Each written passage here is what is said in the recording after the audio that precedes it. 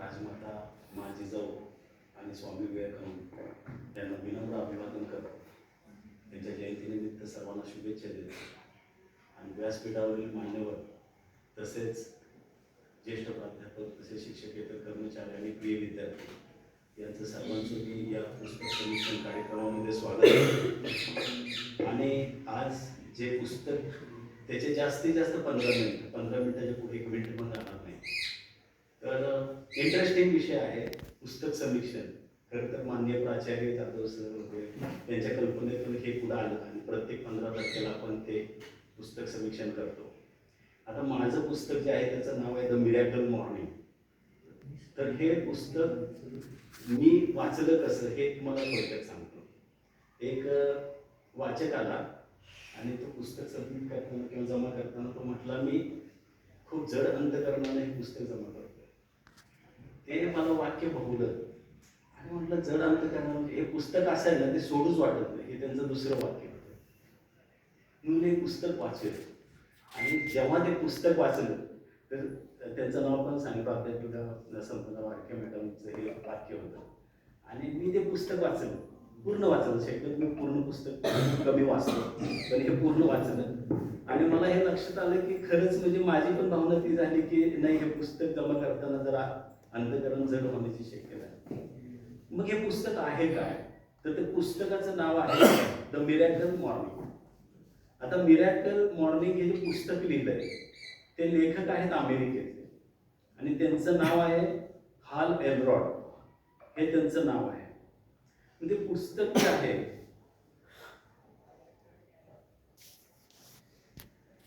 ते पुस्तक त्याच्या डिस्क्रिप्शन विषयी मी थोडं सांगतो. हे पुस्तक जॉन मुरे लर्निंग यांनी पब्लिश केलेलं आहे. हे ग्रेट ब्रिटन मध्ये पब्लिश झालेलं पुस्तक आहे. पहिली एडिशन 2016 साली त्याची आली. तर याचे पेजेस 190 आहेत. पेपर बॅक बुक आहे. प्रिंट क्वालिटी चांगली आहे आणि किंमत 499 आहे. तर हे पुस्तक ज्यावेळेस आपण वाचतो त्यावेळेस प्रत्येकाला हा प्रश्न पडतो की हे पुस्तक मी का वाचायचं किंवा ते पुस्तक दिसतं कसं. तर ते समोर तुम्हाला दिसत असेल की हे पुस्तक अशा पद्धतीने दिसतं. त्याचं बॅक पेज असेल, त्याचं फ्रंट पेज असेल. तर इथं त्यांनी एक वाक्य लिहिलेलं बघा, The 6 habits that will transform your life before 8 AM. 8च्या अगोदर तुमचं जीवन बदलणार आहे. आणि त्यांनी फक्त तुमच्याकडे 1 तास मागितलं. म्हणजे 8च्या अगोदर तुम्ही 1 तास असं काही ऍक्टिव्हिटी करायची आहे. आणि त्यांनी मंत्र दिलेला आहे. त्या मंत्राचं नाव आहे सेवर्स. ते पुढे मी तुम्हाला सांगेन. आता why should we read this book, that is question first raised in my mind and what is in that. म्हणजे त्या पुस्तकामध्ये नेमकं काय आहे हे 2 प्रश्न मी घेऊन ते पुस्तक वाचायला सुरुवात केली. तर what my observation is that it is the book is very so simple English they use. First characteristic. Second is the book is actionable. If you will read the book, you can take the action from today also. Okay. The second thing is that. The third thing is can change our life. This book can change our life. Means it is very big characteristic of this book. And last, from common man to you will become a leader. If you will read this book, you will not appear as common man. You will going to become great leader. How? I will explain. Basic information. Actually, ह्या लेखकाविषयी पण एक चमत्कारिक घटना आहे. कारण मिरॅकलचा अर्थ काय होतो? मिरॅकल आणि मॅजिकल हे 2 शब्द वेगळे आहेत. बरोबर? मिरॅकल हा शब्द जरा विलक्षण आहे, म्हणजे त्याचा अर्थच विलक्षण आहे. आता विलक्षण असं आहे की ह्या लेखकाची ज्यावेळेस तुम्हाला माहिती मिळेल ना त्यावेळेस तुम्हाला खरंच कळेल की बापरे हे खरंच पुस्तक विलक्षण आहे किंवा हा माणूसच विलक्षण आहे. तर हा जो हाल एल्रॉड आहे ना याचा जन्म झालेला आहे 1979. म्हणजे माझ्यापेक्षा 4 वर्षांनी तो लहान. ही गोष्ट मला खूप अपील झाली. म्हणजे लहान मुलांचं सुद्धा आपण ऐकलं पाहिजे हे यातून दिसतंय. दुसरी गोष्ट काय की he is a American author, motivational speaker, success coach and podcast host. तर याच्यामध्ये आपल्याशी संबंधित असणारी एक कॉमन गोष्ट मला मिळाली ती म्हणजे he is a motivational speaker. We are also कालच पद्मश्री डॉक्टर जी.डी. यादव यांनी सांगितलं की आपण आपल्या विद्यार्थ्यांसमोर कसं असलं पाहिजे, सो आयडियल असलं पाहिजे. बरोबर. ती आयडियालिटी कधी येणार आहे, जर तुमच्याकडे नॉलेज असेल किंवा इतर गोष्टी असतील. म्हणजेच काय, you also going to become a motivational speaker for your. ही एक गोष्ट मला कॉमन वाटते. आता दुसरं एक आहे की यांचं जे पुस्तक आहे तो मिरॅकल मॉर्निंग, हे लार्जेस्ट सेलिंग बुक आहे. ही क्वालिटी काय फार विशेष नाही, पण ह्या लेखकांच्यावर 2 प्रसंग असे आले, तिथं मी मुद्दामच नाव दिलं ओव्हरकमिंग ऍडव्हर्सिटी. ऍडव्हर्सिटी म्हणजे काय, प्रतिकूलतेवर मात केलं. बरोबर. प्रतिकूल परिस्थितीवर मात करून आता कशी मात केली. आता आपण म्हणतो मी गरीब होतो, आता मी हे झालो ते झालं, हे सगळं किरकोळ आहे ह्या लेखकाच्या पुढे. हा लेखक हो जेव्हा इथं लिहिलंय बघा, Hall's life includes remarkable stories of overcoming adversity. I will not read this. मी फक्त शॉर्ट सांगतो तुम्हाला. तो जेव्हा 20 वर्षाचा होता ना, तो त्या कार मधून जात होता आणि त्याचा जो ड्रायव्हर होता तो ड्रंक, म्हणजे त्यांनी थोडं हे केलं होतं.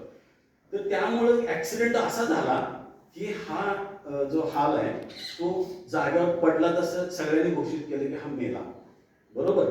त्याच्यानंतर त्याला हॉस्पिटलाइज केलं. त्यावेळेस तो 6 दिवस कोमात होता आणि मिरॅकल कशी झाली बघा, तो जिवंत झाला. त्यावेळेस त्याच्या डॉक्टरांनी सांगितलं की you will not walk also in your life, म्हणजे तू चालू पण नाही शकणार, असं त्याला त्यावेळेस डॉक्टरांनी सांगितलं होतं. त्याच्यानंतर काय झालं, तो एवढा स्वतः म्हणजे आतमध्ये त्याची विल पॉवर होती की तो 52 किलोमीटरची अल्ट्रा मॅरेथॉन कंप्लीट करू शकला. ही त्यातली महत्वाची गोष्ट.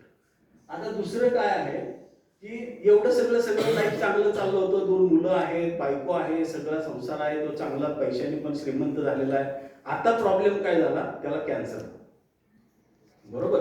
आता कॅन्सर ही म्हणजे लहानपणी 7वीला असतानाच माझ्या शिक्षकांनी सांगितलं की कॅन्सरला कॅन्सर म्हटलं तरी चालेल, अशा पद्धतीचा तो रोग आहे. ठीक आहे. तर यावर सुद्धा त्यांनी मात करून आता तो माणूस एकदम व्यवस्थित आहे. त्यात पण त्याला कॅन्सर झाला, ब्लड कॅन्सर, त्याच्यावर पण त्यांनी ओव्हरकम केलं आणि त्याच्यानंतर तो आत्ता जिवंत आहे, व्यवस्थित आहे.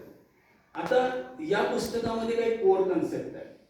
तर यातली कोर कन्सेप्ट जी आहे ती आहे म्हणजे 60 मिनिटं तुम्ही रोजची 24 तासातली 60 मिनिटं म्हणजे 1 तास तुम्हाला द्यायचा. अक्षय कुमार पण बऱ्याच वेळा म्हणतो, अगर आपके 24 आवर में 1 घंटा आप आपके एक्सरसाइज केले नहीं देखो तो मर जाना अच्छा है, मतलब आप मर जाओ, असं तो डायरेक्ट म्हणतो. तेच ह्याने सांगितलेलं आहे. मग यामध्ये सेवर्स ही कन्सेप्ट आहे, SAVERS. मी काही जास्त एक्सप्लेन नाही करणार कारण 15 मिनिटातच मी संपवतो. सेवर्स मध्ये पहिलं त्याने घेतलं सायलेन्स घेतलं. प्रत्येकाच्या आयुष्यात जर तुम्हाला लीडर बनायचं असेल, मोठं बनायचं असेल, तर पहिल्यांदा तुमचं माइंड आहे ना कूल पाहिजे. जर तुमचं माइंड कूल नसेल ना तर तुम्ही नाही बनू शकणार. त्याचं कारण असं आहे की पहिलंच त्यानं यशला खूप महत्व दिलंय आणि मग त्याच्यामध्ये ते मेडिटेशन येतं. मग त्याच्यामध्ये त्या खूप गोष्टी येतात की ज्यावेळेस तुम्ही शांत बसता, डोळे झाकता, निसर्गाकडे बघता आणि स्वतःची ओळख करून घेता की माझा जन्म का झाला.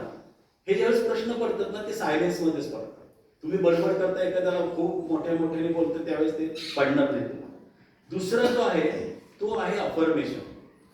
अफर्मेशन म्हणजे काय, तुम्ही जे उद्दिष्ट ठरवलेले आहे जीवनामध्ये त्याची पुनरावृत्ती करणं म्हणजे अफर्मेशन. म्हणजे काय की मला जर मी ठरवलं की मला एक चांगला शिक्षक व्हायचं, बरोबर, मग शिक्षकाला चांगल्या क्वालिटीज कुठल्या गरजेच्या आहेत त्याच्यावर मी चिंतन करतो आणि ते अधोरेखित करतो की मला हेच व्हायचंय, मला हेच करायचंय. That is affirmation. त्याच्यानंतर जे आहे व्हिज्युअलायझेशन. आता ज्यावेळेस समजा तुम्हाला एखाद्या महाविद्यालयाचे प्राचार्य व्हायचे तर तुम्ही ते आता व्हिज्युअलाइज करायला पाहिजे की मी त्या चेअरवर बसलेलो आहे, माझ्या हाताखाली सगळे शिक्षक आहेत, मी त्यांना नम्रपणे सूचना देत आहे, सगळे शिक्षक आता ऐकत आहेत. मग आता गॅदरिंगचा कार्यक्रम आहे, तिथं मुलं गोंधळ घालत आहेत, तिथं स्वयंसेवकांना पाठवणं गरजेचं वगैरे. या पद्धतीचं व्हिज्युअलायझेशन व्हायला पाहिजे. असं जर तुम्ही केलं तर तुम्ही खूप मोठे होऊ शकता, म्हणजे तुम्ही विचार पण नाही करू शकता. बरोबर. त्याच्यानंतर ई जो आहे तो खूप महत्वाचा आहे, तो म्हणजे एक्सरसाइज. शिवाय एक्सरसाइज मी पहिल्यांदा सांगितलं, मी त्याच्यावर जास्त बोलणार नाही. पण आता इथं त्यांनी एक अशी गोष्ट केली आहे, त्याच्यानंतर जो एक्सरसाइज नंतर घेतलेला ते म्हणजे रिडिंग घेतलेलं. तो असं म्हणतो की जर तुमच्या दिवसाची सुरुवात 20 मिनिटं रिडिंगनी झाली तर तुम्ही नक्कीच मोठे होणार. बघा आता हे ऍक्च्युअली माहित नसतं बऱ्याचदा. रिडिंग काय करतं, तुमच्या मेंदूची मशागत करतं. बरोबर. हा कार्यक्रम जो आयोजित केलाय तोच उद्देश आहे आपला की वाचनामुळे प्रचार आणि प्रसार व्हायला पाहिजे. पण सगळ्यात महत्वाचं काय होतं, प्रचार आणि प्रसार तर होणारच आहे, पण तुमच्या मेंदूची मशागत होऊन तुम्ही शांत होणार आहे, तुम्ही प्रॉपर क्लिअर विजन होणार आहे, तुमचं प्रॉपर ऑब्जेक्टिव्ह तुम्हाला लक्षात येणार, अनावश्यक गोष्टी तुम्ही टाळत जाणार आहे. आणि एक्सरसाइज त्याने 20 मिनिटं करायला सांगितली, त्याच्यानंतर रिडिंग पण त्याने 20 मिनिटं करायला सांगितली. आता इथं टाइम स्लॉट पण त्याने अलॉट केलेला आहे, म्हणजे नुसतंच मेडिटेशनला बसलाय आणि तासभर मेडिटेशनच केले असं पण नको आहे. त्याने फक्त 5 मिनिटं सायलेन्सला 5 मिनिटं दिलेले आहेत, त्याच्यानंतर अफर्मेशनला 5 मिनिटं दिलेले आहेत, त्याच्यानंतर व्हिज्युअलायझेशनला 5 मिनिटं दिलेले आहेत, एक्सरसाइजला 20 आणि रिडिंगला 20 मिनिट दिलेले आहेत. त्याच्यानंतर नुसतं रिडिंग करून चालणार नाही, तर त्याच्यासाठी तुम्ही स्क्रायबिंग करायला.